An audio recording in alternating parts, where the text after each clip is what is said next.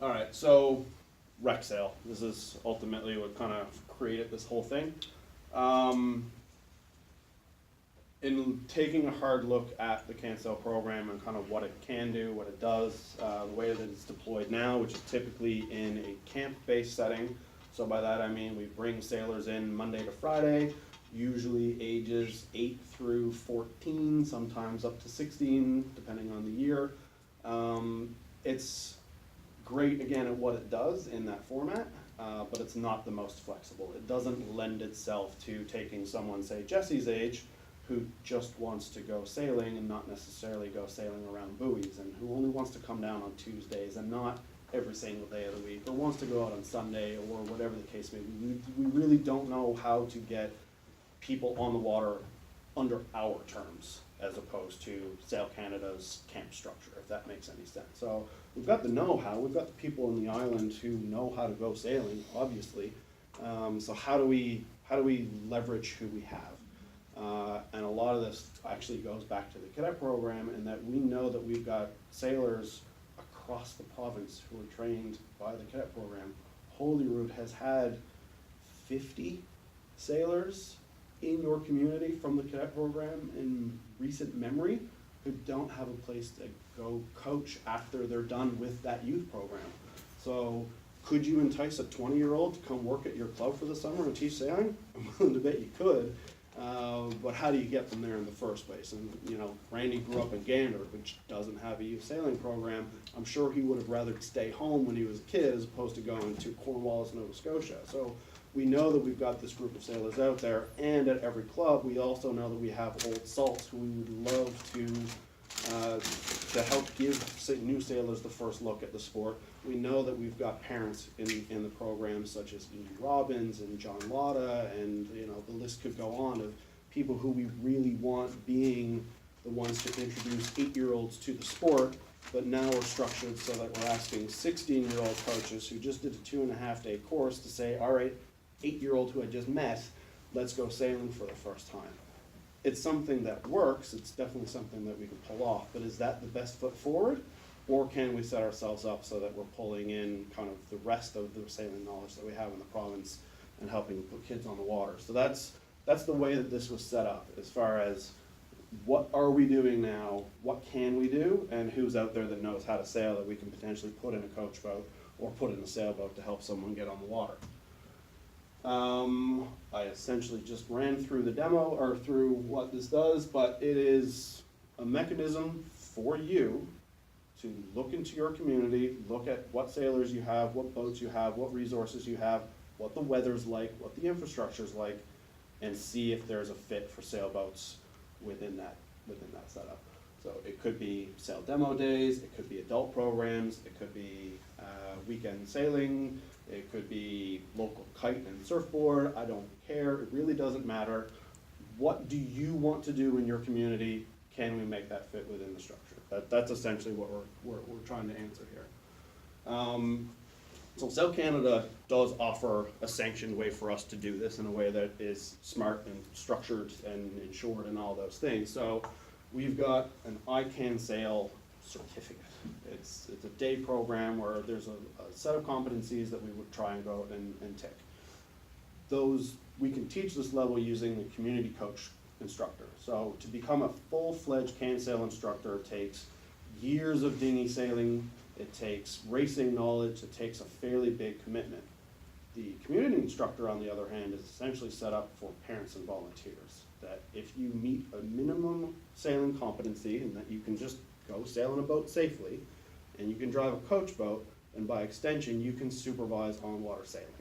You may not necessarily be the most technically minded, you may not know how to race a 49er, that part doesn't matter. Can you, as a parent or as an adult or as a volunteer, safely supervise sailors, be that adult, children, or whomever, safely while they go mess around in boats? And the answer is yes, we can do that. We can use the community instructor certification to train people in your community now to put sailors on the water to run through some relatively basic sailing skills. We know how to do that, and with all of this comes the $5 million of Sail Canada instructor liability insurance to cover you on the water, Any organizer is still on the hook as far as their own infrastructure and their own liability insurance for what happens on the ground. But once we're on the water, if we live within these rules, then we're covered. So we know that we can put sailors on the water outside of the CANSAIL program, using the REC program, but up until now, the actual mechanism to get organized essentially didn't exist. This is it. This is the recreational sail program, or recreational sailing program from Sail Canada. It's literally a checklist. So it's not enough for us to really sink our teeth into. So that's what we looked at next, is how do we create the flow of information and the setup that we need to get people on the water. What the possibilities are, I really don't know. That's kind of up to you to kind of take a look at your community and say, what do we actually want to accomplish with this? Being Sail demo days or whatever the case may be. Again, we just won $10,000 worth of capital funding to go out and invest in boats. That's amazing. And we've also got a gentleman in the back of the room who is quite motivated to try to make money off coaching sailing right now. So what does it look like if we've got someone who's trying to sell boats and trying to sell a sailing school program, and just so happens to have 2 sailboats and a coach boat on the back of his truck? All of a sudden now we've got a pop-up sailing school that we can literally bring just about anywhere.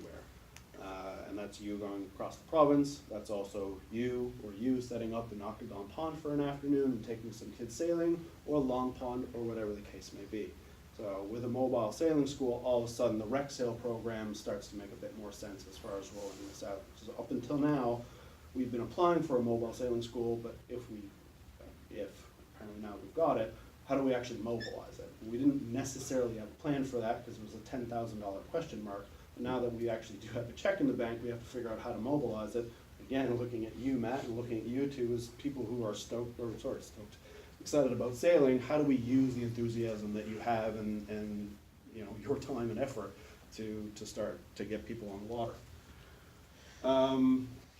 So starting your own program, be that something that's permanent in Terranova Yacht Club or Lewisport or Gander or wherever the case may be, or just standing up a mobile sailing school, we understand kind of how to get there. We know that you, as the stakeholders, as the people who run the clubs and the marinas, you need to get organized. You need to understand what's involved with insurance, with having 20 sailors running around your docks of various ages and capabilities. Like you need to understand what you're getting yourself into. Your program is not for us to manage. We provide some oversight. We can give you some best practices, but as far as the risks that you're taking on a day-to-day basis with having sailors on the water, that is up to you to take a look inside organizationally. We obviously have to find some boats. We have a solution that's just popped up. But if you wanted to stand up a permanent sailing school, we do need to look at funding. We need to find an instructor and invest in them. There is time and cost associated with that, as I'm sure you can appreciate. And then once you've got those ducks in a row, as commodores, as club managers, as whomever, then we can start to look at putting sailors on the water in a safe, sanctioned, and insured way. So the actual training plan is almost the last step in all of this. And the mechanism that we're using for this is in a slide in another presentation. Bear with me for 1 second.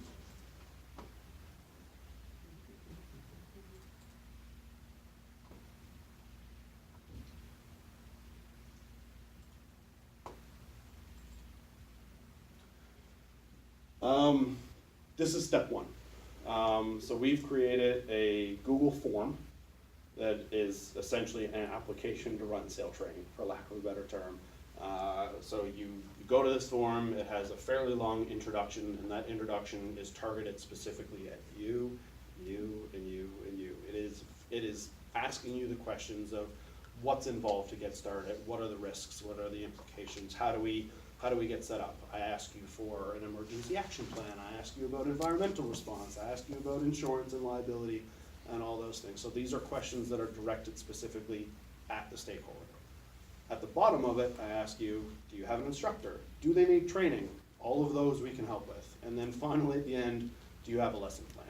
And the lesson plan is, what are you trying to do? So we understand that you're trying to put kids on the water, or athletes or adults on the water. What are you actually trying to do? So if the plan is we want to sail to Kelly's, cool. Let's do a risk assessment. What does it look like to sail from the RNYC to Kelly's Island? What's the predominant weather? What is your coach boat? What is the average skill level of the sailors? What do the boats look like? Let's help you ask some of the questions needed to make an informed decision as to whether or not what you're presenting is a good idea or not. So once we've answered the insurance questions and all those types of things, then the lesson plan part is actually relatively easy. That's just us hashing it out as far as, does this make sense or not? And more importantly, from my standpoint, does it encroach on the CANSEL program?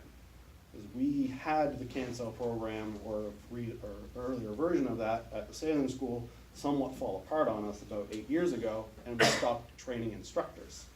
And then things got a bit ugly. So I've got an entire business item of CANSEL that I need to work. I need people to get levels, I need instructors to be trained, I need that program to be healthy and sustainable, but I also need to create, as we've seen, a recreational program so that we can start pulling in different sailors from all across the province, and then once they're hooked, once they're interested, then point them towards, actual formal instruction. So we've missed that whole opportunity to just get people excited about sailing or excited about recreational boating. We didn't have that. All we had was this really formal CANSEL program, which again is great at what it does, but is it the best intro? I'm not so sure. And that's essentially what the RECSail program is hoping to accomplish. Anderson, you look like you're